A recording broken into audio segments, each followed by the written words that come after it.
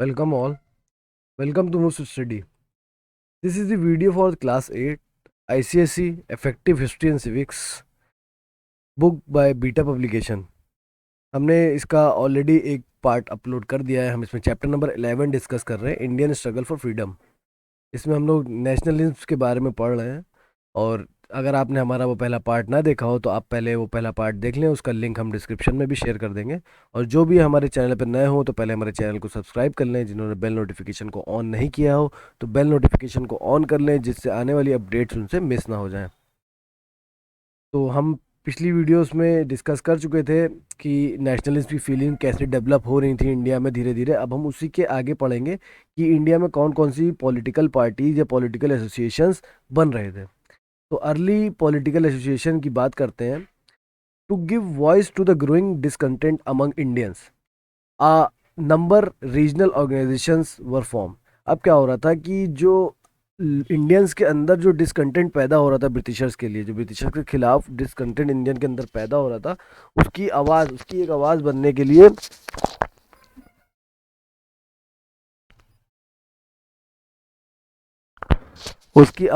के लिए बहुत सी ऑर्गेनाइजेशन बनने लगी जो इंडियंस की वॉइस को पहुंचाएं ब्रिटिशर्स तक, ब्रिटिश गवर्नमेंट तक, और इंडियंस का सपोर्ट करें।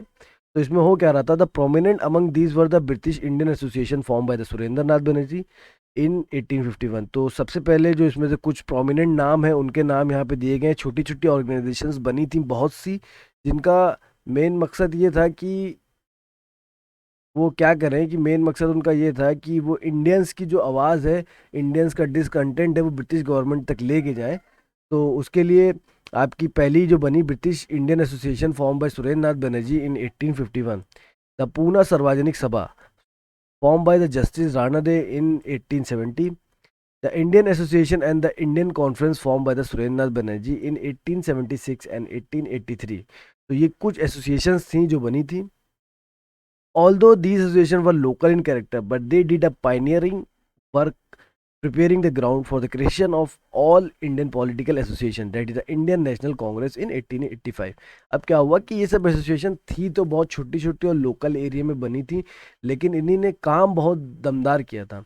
अपने एरिया को इन्हीं ने लोगों को अवेयर करा था, जिससे क्या हुआ था आगे चल के जब इंडियन नेशनल कांग्रेस बनी थी तो इन छोटी छोटी एसोसिएशंस ने बहुत मदद करी थी लोगों को एक साथ जोड़ने के लिए। The Indian National Congress. The Indian National was formed in 1885 by A.O. Hume। Indian National Congress 1885 में बनी थी। किसने बनाई थी? A.O. हुम ने। वो कौन थे? Retire British member of the Indian Civil Service. एक रिटायर मेंबर थे इंडियन सिविल सर्विस के, ब्रिटिश मेंबर थे वो।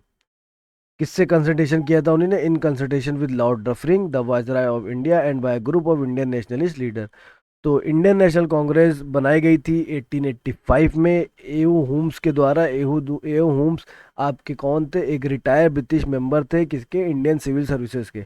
इन्हीं ने किससे कंसल्ट करा था? इन्हीं ने कंसल्ट करा था डफरिन से। डफरिन उस वक्त इंडिया का वायसरॉय था।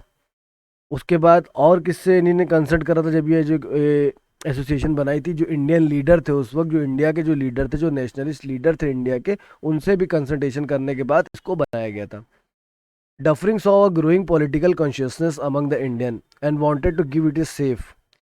डफरिन जो था उस टाइम पे वाजराय था, उसने देख लिया था कि इंडियंस के दिलों में क्या हो रहा है, कि ब्रिटिशर्स के खिलाफ फीलिंग पैदा हो रही है और एक पॉलिटिकल कॉन्शियसनेस आ रही है। लोग इंडियंस पॉलिटिक्स में आना चाह रहे हैं, गवर्नमेंट के खिलाफ उतरना चाह रहे हैं। तो उसने पहले ही इस चीज़ को नोटिस कर लिया था, उसको सेफ रखना चाहता था। इसीलिए उसने क्या करा था कि एहू होम्स के साथ मिलकर एक इंडियन नेशनल कांग्रेस की स्थापना कराई थी, जिससे क्या हो रहा था कि जो लोग थे उनको लगे कि ब्रिटिश उनको सपोर्ट करते हैं। Constitutional outlet to date the resentment would not have develop into the popular education against the British. तो अब ये मेन मकसद इसका यही था कि ये कंसल्टेशन करके जो इंडियन नेशनल कांग्रेस बनाने का मेन मकसद जो था, मेन मकसद ये था कि हिंदुस्तान के लोगों की जो भी दिक्कतें हैं वो दिक्कतें ब्रिटिश गवर्नमेंट तक पहुँचे, और क्या हो कि हिंदुस्तानी जो है वो ब्रिटिशर्स पे भरोसा करें, ब्रिटिश गवर्नमेंट पे भरोसा करें, उनके खिलाफ ना जाए। The first session of the Indian National Congress was held at Gokuldas Tejpal Sanskrit college Mumbai from December 1828 to 31 in 1885 under the presidentship of Umesh Chand Banerjee. पहला सेशन इंडियन नेशनल कांग्रेस का कब हुआ? याद रखिएगा, गोकुल दास तेजपाल संस्कृत कॉलेज मुंबई में हुआ था पहला सेशन, 28 दिसंबर से 31 दिसंबर के बीच 1885 में हुआ था। और इस सेशन के प्रेसिडेंट कौन थे? इस सेशन के प्रेसिडेंट थे आपके उमेश चंद बनर्जी, इस सेशन के प्रेसिडेंट थे। सेशन क्या होता है? बेसिकली सेशन क्या होता है? एक मीटिंग होती है, एसोसिएशन की मीटिंग होती है, बहुत सारे लोग आते हैं, जितने मेंबर्स होते हैं मिलकर वहाँ पे बात करते हैं, और किस मुद्दे पे बहस करनी है, जो भी बहस करनी है वो बात वहाँ पे डिस्कशन होगा, तो उसी को बोलते हैं session. It was attended by 72 delegates. 72 delegates ने इस सेशन को अटेंड करा था from all over the country. Country में जितने भी डेलीगेट्स थे वो लोग आए थे और इस सेशन को अटेंड किया था। Among these include W C Banerjee, Dadabhai Naoroji, Firoz Shah Mehta, Badruddin Tayyab जी, दिनशॉ वचा, एस सुब्रमण्य अय्यर, पी आनंद चार्लू, जीजी अगरकर एंड रहमतुल्ला सयानी। तो ये कुछ इंपॉर्टेंट नाम है वहाँ पे जिन लोगों ने भी पहला सेशन अटेंड किया था, यहाँ पे उनके नाम दिए गए हैं। तो पहला सेशन कब हुआ था आपका? 28 दिसंबर से 31 दिसंबर के बीच में पहला सेशन चला था। AIIMS of Indian National Congress. अब इंडियन नेशनल कांग्रेस का क्या एम था, क्यों बनाई गई थी? The Indian National Congress represented N अर्ज of the politically conscious Indian to set up a national organization to work for freedom and their country। Basically क्या था कि ये जो एसोसिएशन बनी थी ये बस इसीलिए बनी थी कि हिंदुस्तानियों को जो भी दिक्कतें हो रही ब्रिटिश गवर्नमेंट से, उसके खिलाफ ये, ब्रिटिशर्स के खिलाफ ये एसोसिएशन मिल के बोले और इंडिया को फ्रीडम दिलाने की कोशिश करे ब्रिटिशर्स से। तो पहले ये क्या काम करते थे? To promote friendly relationship between ruralist political worker, nationalist political worker from different part of the country. तो पहले तो ये करते थे कि जो भी अलग अलग कंट्री के अलग अलग पार्ट्स में, अलग अलग शहरों से जो लोग आ रहे हैं, जो नेशनलिस्ट वर्कर हैं, जो पॉलिटिकल वर्कर हैं, उनके अंदर यूनिटी हो, फ्रेंडली फीलिंग हो, एक दूसरे के खिलाफ टकराव ना हो।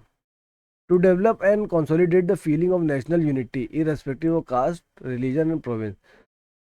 फीलिंग ऑफ नेशनल यूनिटी मतलब नेशनल यूनिटी की फीलिंग उनके अंदर पैदा हो, वेदर वो किसी भी रिलीजन से बिलोंग करते हो, कोई भी उनका कास्ट हो या किसी भी कल्चर के हो, लेकिन उनके अंदर एक यूनिटी की फीलिंग्स होना चाहिए। तो इसको डेवलप करने की जिम्मेदारी भी इंडियन नेशनल कांग्रेस की थी। To formulate popular demands and present them before the government. जो लोगों की पॉपुलर डिमांड होती थी उनको लेना और ब्रिटिश गवर्नमेंट के सामने रखना, ये भी उनका काम था। To train and organise the public opinion in the country. और पब्लिक का जो ओपिनियन है उसको ट्रेन करना और लोगों को मीटिंग करा के उनसे उनका ओपिनियन लेना, ये भी इनका काम था इंडियन नेशनल कांग्रेस का। The early nationalist phase. अब क्या है कि नेशनलिस्ट फेज जो स्टार्टिंग हुई कहाँ से हुई उसके बारे में पढ़ते हैं। From 1885 to 1905 the Congress was dominated by a group of leader drawn from the educated middle class comprising professionals like lawyers, barrister, teacher and official. अब क्या हुआ जब कांग्रेस बन गई 1885 में, उसके बाद वो 1905 तक उसको किसने लीड किया? उसको लीड किया पढ़े लिखे लोगों ने, जो मिडिल क्लास पढ़े लिखे लोग थे, यानी लॉयर, बैरिस्टर, टीचर्स, उन सब ने उसको लीड किया। These leader are refer to as the early nationalist. और इन्हीं लीडर को क्या बोला जाता है? अर्ली नेशनलिस्ट बोला जाता है। मोन prominent among these were Pherozeshah Mehta, Gopal Krishna Gokhale, Surendra Nath Banerjee and Dadabhai Naoroji. तो इसमें से जो बहुत पॉपुलर थे उनके नाम यहाँ पे दिए गए हैं आपके। They believe that if they place their grievances before the government politely it would certainly try to remove them, therefore they follow a constitutional method to achieve their aim। अब उनको ये लगता था कि अगर वो गवर्नमेंट के सामने धीरे से बात रखेंगे अपनी तो गवर्नमेंट उनकी सुनेगी, और वो कॉन्स्टिट्यूशनल मेथड का ही इस्तेमाल करते थे अपनी मांगों को पूरा करने के लिए। मतलब वो कोई गलत चीज़ का इस्तेमाल नहीं करते थे, जो कॉन्स्टिट्यूशन कहता था उसके लिए ही वो काम करते थे। They discuss various problem facing the country at the Congress annual session. अब कंट्री में जितनी भी दिक्कतें हो रही होती थी वो उसको डिस्कस करते थे, जो भी उनका साल का सेशन होता था कांग्रेस का उसमें वो डिस्कस होता था। पास रेजोल्यूशन कंसर्निंग देम, फिर उसके लिए रेजोल्यूशन पास करते थे। Petition the British government to remove them and propagate is view among the people. और ब्रिटिश गवर्नमेंट को टाइम देते थे कि आप इतने दिन में उसको हटा दिए जो भी दिक्कत आ रही है, और लोगों से कहते थे कि आप इंतजार करिए और देखिए ब्रिटिश गवर्नमेंट उसको हटा देंगे, लेकिन ऐसा होता नहीं था। They wrote article in newspaper to carry out a criticism of the government. अब वो क्या करते थे? पेपर में लिखते थे ब्रिटिश गवर्नमेंट के खिलाफ कि ब्रिटिश गवर्नमेंट कैसे हमको दबा रही है, लोगों को पता चले इससे ब्रिटिश की कौन कौन सी ऐसी पॉलिसीज़ हैं जो लोगों को नहीं पता है, तो इंडियंस को वो अवेयर करते थे इससे। They put up their demands in the form of the three Ps. अब 3 पीस क्या है जिसमें वो अपनी डिमांड रखते थे, पहले वो पिटिशन करते थे, उसके बाद वो पेयर करते थे, उसके बाद वो क्या करते थे, प्रोटेस्ट करते थे। Even when they protest against some policies of the government they remain completely within the constitutional limit. और जब भी वो प्रोटेस्ट करते थे गवर्नमेंट के खिलाफ तो हमेशा कॉन्स्टिट्यूशन की लिमिट के अंदर ही करते थे, उससे बाहर नहीं जाते थे वो। Although the British most of the time did not pay any attention to their resolution, the early nationalist leaders did not lose faith in the sincerity of the British government. अब क्या था कि वो लोग हर काम कॉन्स्टिट्यूशन के दायरे के अंदर करते थे, तो ब्रिटिशर्स को लगता था कि अभी आए हैं ये लोग प्रोटेस्ट करेंगे कॉन्स्टिट्यूशन के दायरे के अंदर, उसके बाद ये लोग उठ के चले जाएंगे, इससे ज़्यादा ये लोग कुछ कर नहीं पाएंगे। तो ब्रिटिशर्स भी उनके ऊपर ध्यान नहीं देते थे। लेकिन उन लोगों को जो अर्ली नेशनलिस्ट थे उन लोग को ब्रिटिश गवर्नमेंट पे पूरा भरोसा था। तो ब्रिटिश गवर्नमेंट से वो लोग ये था कि पूरा भरोसा था कि ब्रिटिश उनकी मांगे तो सुनेंगे सुनेंगे, वो लोग बैठ के प्रोटेस्ट करते रहेंगे, ब्रिटिशर्स उनकी मांगे सुनेंगे। लेकिन ऐसा होता नहीं था, बहुत से ऐसे केसेस होते थे, ब्रिटिशर्स देखते थे कि ये लोग डिमांड कर रहे हैं, उसके बाद वो लोग देखते थे और चले जाते थे। Achievement of the early nationalist ने क्या अचीव किया था ये भी देख लेते हैं। The effort and achievement early nationalist serve as the base for the national movement, beside they made the following contribution to the national movement. अब क्या हुआ कि जो उन लोगों ने काम किए थे ना अर्ली नेशनलिस्ट ने, वो काम आगे लोगों को काम आए। अब वो क्या थे देखते हैं। The early nationalist created a national awakening among the people that they belong to one common country India. ये इन्हीं ने लोगों के अंदर ये बात डाली कि आप एक कंट्री से बिलोंग करते हैं, एक नेशन से बिलोंग करते हैं, आप किसी भी देश, किसी भी प्रदेश, किसी भी स्टेट से आ रहे हो उससे मतलब नहीं होता। अगर आप अंग्रेज़ों के खिलाफ हैं तो आप सब एक हैं और आप सब एक ही नेशन से आ रहे हैं। तो लोगों के अंदर यूनिटी पैदा करी इन्हीं ने। दिस मेज Indian constitution of the bond of the common politic economic and interest and the culture. अब वो चाहे किसी भी कल्चरल इंटरेस्ट के हो या कहीं के भी हो, लेकिन इन्हीं ने लोगों को एक साथ यूनाइट करा। They train people in politics by popularising the ideas of democracy, civil liberties, secularism and nationalism. इन्हीं ने लोगों को ट्रेन करा कि तुम उसमें पॉलिटिक्स में आना चाहिए। लोगों को पॉलिटिक्स में ट्रेन करा कि वो आए, जो लिबर्टी के आइडियाज़ हैं या डेमोक्रेसी के जो आइडियाज़ हैं वो आइडियाज़ रखें लोगों के सामने, नेशनलिज्म की फीलिंग्स लेके आए। They expose the true nature of the British rule in India, by doing so they weakened the foundation of the British rule in the India. इन्हीं ने क्या करा, जो ब्रिटिश का ट्रू नेचर था वो लोगों के सामने ला के रखा। कैसे? मैगजीन के थ्रू, प्रेस के थ्रू ये ब्रिटिश की पॉलिसीज क्या करते थे, पेपर में छापते थे, पब्लिश करते थे, तो लोग पढ़ते थे, तो लोगों को समझ में आता था कि ब्रिटिशर्स कौन कौन सी गलत पॉलिसीज हम लोग के लिए ला रहे हैं।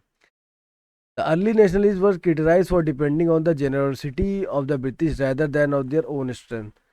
अब ये क्या था कि अर्ली नेशनलिस्ट को क्रिटिसाइज क्यों किया जाता था, क्योंकि वो ब्रिटिश के रहमो करम पे काम कर रहे थे। वो कॉन्स्टिट्यूशन मीजर के साथ काम करते थे, अगर ब्रिटिश को उनके ऊपर रहम आया तो उनकी डिमांड पूरी कर लेते थे, अगर रहम नहीं आया तो उनको वो ऐसे प्रोटेस्ट करते रहते थे, उनकी सुनते नहीं थे ब्रिटिशर। तो इसलिए उनको कहा जाता था कि ये अपनी स्ट्रेंथ पे काम नहीं करते, ये ब्रिटिश के रहमो करम पे काम करते हैं। They also fail to draw the masses into the mainstream of the national movement. उनके साथ इसी वजह से उनके साथ ज़्यादा लोग जुड़ते नहीं थे। लोगों को लगता था ये तो बेवकूफ़ी है, आप बैठे हुए हैं, ब्रिटिशर्स आपकी सुन नहीं रहे हैं, आप बेवकूफ़ी का काम कर रहे हैं। तो रहमो करम पे उनके चल रहे हैं, अगर वो सुन लेते हैं तो अच्छी बात, नहीं सुनेंगे तो कोई अच्छी बात नहीं। तो लोग वहाँ से हट जाते थे और मासेस उनके साथ, पब्लिक भारी मात्रा में उनके साथ नहीं थी। Finally the area of influence was limited to the urban educated Indians. उनके साथ कौन थे? सिर्फ पढ़े लिखे लोग उनके साथ ज़्यादा रहते थे और उनका एरिया बढ़ चुका था, जो पढ़े लिखे बंदे थे वही उनके साथ रहते थे, टोटल मास पॉपुलेशन उनके साथ नहीं आ रही थी। इनके बाद एक फेज़ और आई, वो थी आपकी असर्टिव नेशनलिस्ट फेज़। अब 1905 पे जब पहुंचे, the early nationalist had reach the limit of the political growth. Early nationalist अपनी ऊंचाइयों तक पहुंच गए थे, अब इससे ज़्यादा वो कुछ कर नहीं पा रहे थे। Beside their failure to obtain any sustainable concession from the British ruler led to wide script discussion. अब वो फेल हो गए थे कि ब्रिटिशर से इंडियंस के लिए कुछ करवा पाए, लेकिन वो उस चीज़ में फेल हो गए, तो लोगों के अंदर और डिस्कंसर्ट आ गया कि जो अर्ली नेशनलिस्ट थे वो ज़्यादा कुछ कर नहीं पाए उनके लिए। This situation led to the emergence of the new group of leader. अब क्या हुआ, इस सिचुएशन की वजह से एक नया ग्रुप पैदा हुआ वहाँ पे, who were more assertive in the demand, जो अपनी डिमांड में बहुत तेज था, इनसे ज़्यादा असर्टिव था। असर्टिव का मतलब है कि एकदम पुख्ता काम करेंगे ये। They therefore came to be known as the assertive nationalist, उनको इसीलिए असर्टिव नेशनलिस्ट कहा जाता है। They were led by the prominent leaders like Lala Lajpat Rai, Bal Gangadhar तिलक और बिपिन चंद्र पाल और एंड अरबिंदो घोष। तो इन्हीं को लाल, बाल और पाल कहा जाता है। ये अपने मुंह से बात कम करते थे, ये एक्शन से बात ज़्यादा करते थे। तो ये ब्रिटिशर से ऐसे प्रोटेस्ट वोटेस्ट नहीं करते थे, जैसे कि पुराने अर्ली नेशनलिस्ट क्या करते थे, प्रोटेस्ट वगैरह करते थे, ये प्रोटेस्ट वगैरह नहीं करते थे। They had no faith in the British sense of fair play and justice, इनको ब्रिटिश गवर्नमेंट में बिल्कुल भी भरोसा नहीं था, ना ही ये उनको लगता था ये लोग इंसाफ करेंगे। They condemn the British rule in India and held in responsible for the country's downfall, और ब्रिटिश रूल को बुरा कहते थे और कहते थे कि ब्रिटिशर्स की वजह से ही इंडिया की ये दुर्दशा हुई है। The main objective of the assertive nationalist was immediate attainment of the Swaraj, और जो मेन ऑब्जेक्टिव क्या था इन लोगों का असर्टिव नेशनलिस्ट का, ये बस स्वराज चाहते थे, और वो भी इमीडिएट। ये चाहते थे बस ब्रिटिशर्स छोड़ के जाए इंडिया को, और जो रूलर है वो हिंदुस्तानी कोई रूलर बने और सरकार हमारे पास इंडियंस के पास हो, ब्रिटिशर्स इसको छोड़ के जाए। इनको टोटल स्वराज चाहिए था। This mean complete independent, not just self government as existed in the colonies of the Australia and New Zealand. Complete independence चाहिए थी, सेल्फ गवर्नमेंट इनको नहीं चाहिए थी। और जो तुम्हारे अर्ली नेशनलिस्ट थे वो सेल्फ गवर्नमेंट मांग रहे थे।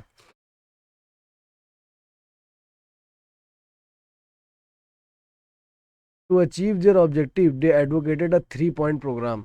अब क्या था कि इस ऑब्जेक्टिव को पाने के लिए उन्होंने 3 पॉइंट प्रोग्राम चालू किया।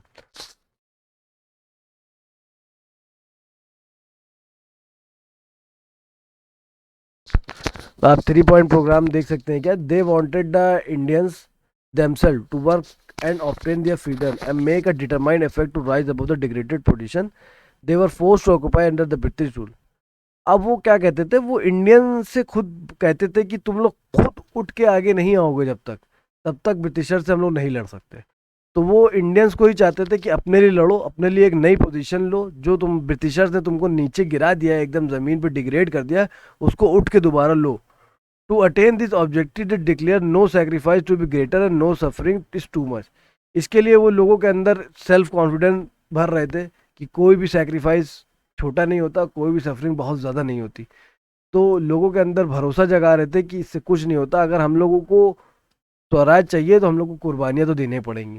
दे प्लीडेड फॉर यूज ऑफ स्वदेशी good and boycott the foreign good and courage and self confidence spirit of sacrifice. स्वदेशी गुड्स वो कहते थे कि लोगों से कि देश में बना हुआ सामान है उसका इस्तेमाल करो, और जो फॉरेन गुड्स है उसको बॉयकॉट करो। लोगों के अंदर हिम्मत जगाते थे, सेल्फ कॉन्फिडेंस जगाते थे, और सेक्रीफाइस की फीलिंग, देशभक्ति की फीलिंग, कि देश के लिए आप कुछ भी कर सकते हैं, अगर कुछ भी नुकसान होता है वो छोटा नुकसान है देश के लिए। The rule out the believe that India needed the benevolent guidance and assistance of the foreigner. लोगों को लगता था कि अगर फॉरेनर्स इंडिया में रहेंगे तो इंडिया को अच्छा कर देंगे, लेकिन वो कहते थे फॉरेनर्स की हमें ज़रूरत नहीं है, कोई गाइडेंस हमें फॉरेनर की नहीं चाहिए, हम इंडिया को ऐसे ही अच्छा कर सकते हैं। दे फर्मली प्रोक्लेम दैट स्वराज और full independence was only goal worth fighting for, और वो कहते थे कि वो सिर्फ इसीलिए लड़ रहे हैं कि उनको स्वराज चाहिए बस। They had an abiding faith in the strength of the masses and wanted to win freedom through the masses and action. उनका जो मेन स्ट्रेंथ थी ना, वो लोग उनके साथ बहुत जुड़ रहे थे, मासेस। वो एक्शन पे काम करते थे, प्रोटेस्ट वगैरह नहीं करते थे, तो लोगों को लगता था ये लोग ब्रिटिशर्स को टक्कर दे सकते हैं, तो लोग उनके साथ बहुत जुड़ रहे थे, और यही उनकी स्ट्रेंथ थी। उनके साथ मासेस थी, ज़रूरी नहीं कि पढ़े लिखे, उनके साथ सब लोग जुड़ रहे थे। और अर्ली नेशनलिस्ट के साथ क्या था, सिर्फ पढ़े लिखे लोग जुड़ते थे। They believe that their objective could not be realise without pressure tactics and some sort of direct action. तो उनको लगता था कि जब तक वो प्रेशर नहीं करेंगे गवर्नमेंट पे या कोई डायरेक्ट एक्शन नहीं करेंगे, तब तक उनकी कोई भी मांग पूरी नहीं होगी। Hence they adopted the policy of non-cooperation and resistance to unjust the act of the British government। तो उनको लगता था कि जब तक कोई प्रेशर नहीं डालोगे तब तक ब्रिटिशर्स तुम्हारी मांगे पूरी नहीं करेंगे, इसलिए वो नॉन कॉपरेशन का फायदा लेते थे। नॉन कॉपरेशन का मतलब है ब्रिटिश गवर्नमेंट को बिल्कुल कॉपरेट ही नहीं करते थे, उनकी सुनते ही नहीं थे, उनके खिलाफ सारे काम करते थे। They gave new slogans to the national movement like non cooperation, passive resistance and mass education and self reliance। तो नॉन कॉपरेशन यही है कि आपका ब्रिटिशर्स के खिलाफ सारे काम करते थे। पैसिव रेसिस्टेंस क्या है, ये भी बेसिकली आप कह सकते हैं कि अपने लिए एक रेसिस्टेंस को पैदा करके चलते थे। मास एजुकेशन क्या है कि उनके साथ लोगों का बहुत ज़्यादा लोग उनके साथ जुड़े हुए थे। अचीवमेंट ऑफ असर्टिव नेशनलिस्ट, अब इनका अचीवमेंट क्या क्या था ये भी देख लेते हैं। The nationalist added the glorious chapter to the history of the national movement. They clarified is object, taught people self confidence, self reliance and prepare the social base of the movement to include the middle class, student, youth and the women and the achievement. अब क्या था कि इन लोगों ने बहुत नाम पैदा कर लिया था हिस्ट्री में, एक नया चैप्टर क्रिएट करा था, लोगों के अंदर सेल्फ कॉन्फिडेंस पैदा करा, लोगों को सेल्फ रिलायंस बनाया, प्रिपेयर करा, चाहे बच्चे हों या स्टूडेंट्स हों या मिडिल क्लास हों, सब इनके साथ जुड़ने लगे थे, औरतें तक इनके साथ जुड़ने लगी थी। These leader were able to include national pride by extolling India's past. अब ये क्या करते थे कि इंडिया का जो पास था उसको रिवाइव करने की कोशिश कर रहे थे। तो तिलक ने क्या करा कि गणपति और शिवाजी फेस्टिवल को दोबारा शुरू कर दिया था, जिससे क्या होता लोगों के अंदर और नेशनलिस्ट की फीलिंग जागने लगी कि यार ये लोग हम लोग के पुराने फेस्टिवल ला रहे हैं, तो ये लोग देश में कुछ कर सकते हैं। Through his writing in Maratha and Kesari the Tilak peace nationalism. और तिलक क्या करते थे उस वक्त, मराठा और केसरी का पेपर ही पब्लिश करते थे और उसमें लिखते थे, तो उससे और वो लोगों के अंदर नेशनलिज्म की फीलिंग को जगा रहे थे। They gave new slogan to the Indian nationalist movement like non-cooperation, passive resistance, mass agitation and self-reliance. They exposed the true character of the British. इन्हीं ने भी ब्रिटिश का ट्रू कैरेक्टर लोगों को दिखाया। They promoted self-reliance through the स्वदेशी and the boycott movement. पहले ही मैं बता चुका हूँ स्वदेशी क्या था कि घर का बना हुआ प्रोडक्ट खाली इस्तेमाल करेंगे, और उसके बाद बॉयकॉट करा, बाहर के फॉरेन प्रोडक्ट को बॉयकॉट करा। They set up many educational institutes, बहुत से एजुकेशनल इंस्टीट्यूट उन्हें सेटअप करे। They brought the middle class into the national movement. और मिडिल क्लास को नेशनल मूवमेंट में कौन लाया? मिडिल क्लास को नेशनल मूवमेंट में यही लोग लेके आए। इनका यहाँ पे कुछ कंपैरिजन दिया हुआ है अर्ली नेशनलिस्ट का। किससे कंपैरिजन है? आपका असर्टिव से। The early nationalist wanted to achieve the self government and they strove for autonomy within empire, not for absolute independence. अब क्या था, जो अर्ली नेशनलिस्ट थे ना, वो क्या कर रहे थे, सेल्फ गवर्नमेंट चाहते थे, लेकिन वो ये चाहते थे कि उनको चलाए कौन, सेल्फ गवर्नमेंट हो जाए और उनको वो ब्रिटिश राज के अंदर ही काम करेंगे, ये चाहते थे। लेकिन जो असर्टिव नेशनलिस्ट थे वो ये चाहते थे कि हमको स्वराज चाहिए, ब्रिटिशर्स हमें चाहिए ही नहीं, ब्रिटिशर्स छोड़ के जाए। They believe in a constitutional method and work with in the framework of the law. ये जो थे आपके अर्ली नेशनलिस्ट, ये कॉन्स्टिट्यूशनल मेथड से काम करते थे और लॉ के अंदर तहत, कानून के तहत काम करते थे। और ये लोग कौन थे? असर्टिव इन पचरोव। इन लोगों को कानून कानून से मतलब नहीं था, ये लोग बस अपनी मांगे पूरी कराने आए थे। दे held a good position under the British government. Early nationalist थे कि उनकी पोजीशन बहुत अच्छी थी ब्रिटिश गवर्नमेंट में। दे डिनाउंस ब्रिटिश रूल एंड, अब भाई वो अगर ब्रिटिश की सुन रहे हैं तो उनकी पोजीशन अच्छी होगी। असर्टिव नेशनलिस्ट जो थे वो ब्रिटिश की सुनते ही नहीं थे, तो उनकी कहाँ से पोजीशन अच्छी होगी? They had faith in the British sense of justice and the fair play. Early nationalist को पूरा भरोसा रहता था ब्रिटिशर्स के ऊपर, लेकिन जो आपके असर्टिव नेशनलिस्ट थे उनको बिल्कुल भरोसा नहीं था। वो तो कहते थे इंडिया की जो भी हालत तबाह हुई है वो किसकी वजह से हुई है? ब्रिटिशर्स की वजह से हुई है। They receive their support from the intelligentsia. अब इनका जो सपोर्ट था ये पढ़े लिखे लोगों से लेते थे, इंटेलिजेंट लोगों से लेते थे, लेकिन इनका जो सपोर्ट था आपका असर्टिव नेशनलिस्ट, मासेस का सपोर्ट था, भीड़ का सपोर्ट था, लोग इनके साथ तादाद में जुड़ते थे। They were inspired by the idea of the western philosopher. Early nationalist idea लेते थे किससे? वेस्टर्न फिलोसफर से, पुराने अंग्रेजी फिलोसफर बाहर के। लेकिन ये लोग कहाँ से लेते थे? Draw inspiration from the India's pass. Assertive nationalist क्या करते थे? हिंदुस्तान की जो पुराना पास्ट है, हिस्ट्री, उससे एग्जाम्पल लेते थे, उसी से इंस्पिरेशन लेते थे, उसी इंस्पिरेशन से ये लोग ब्रिटिशर्स के खिलाफ लड़ रहे थे। आई होप सो आपको इतना समझ में आया होगा। आगे के लेक्चर हम लोग नेक्स्ट वीडियो में कंप्लीट करेंगे। अगर आप हमारे चैनल पर नए हो तो पहले हमारे चैनल को सब्सक्राइब कर लें, बेल नोटिफिकेशन को ऑन कर लें, और अगर वीडियोस अच्छी लग रही हो तो वीडियोस को कमेंट लाइक करें, कमेंट करें, कोई भी सुझाव देना चाहते हो तो कमेंट करें। Thanks for watching.